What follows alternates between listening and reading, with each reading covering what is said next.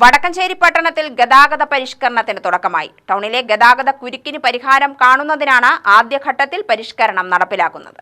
റോഡിന്റെ ഇരുവശങ്ങളിലും നടപ്പാതകളിലും അനധികൃതമായി വാഹനങ്ങൾ പാർക്ക് ചെയ്യുന്നത് കണ്ടാൽ പോലീസ് കർശന നിയമ നടപടികൾ സ്വീകരിക്കുന്നതാണെന്ന് ഇതിനാൽ അറിയിച്ചുകൊള്ളുന്നു.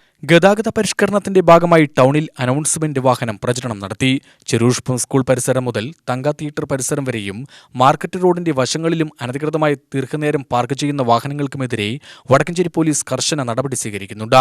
വരും ദിവസങ്ങളിൽ വിവിധ പരിഷ്കാരങ്ങൾ ഏർപ്പെടുത്താൻ പോലീസും പഞ്ചായത്തും ചേർന്ന് തീരുമാനിച്ചിട്ടുണ്ട്.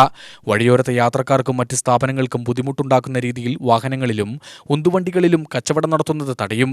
അനധികൃതമായ ഓട്ടോ സ്റ്റാൻഡുകൾ അനുവദിക്കില്ല തുടങ്ങി നിരവധി പരിഷ്കാരങ്ങൾ ഏർപ്പെടുത്താനാണ് കഴിഞ്ഞ ദിവസം ചേർന്ന റെഗുലേറ്ററി കമ്മിറ്റി യോഗം തീരുമാനമെടുത്തത്.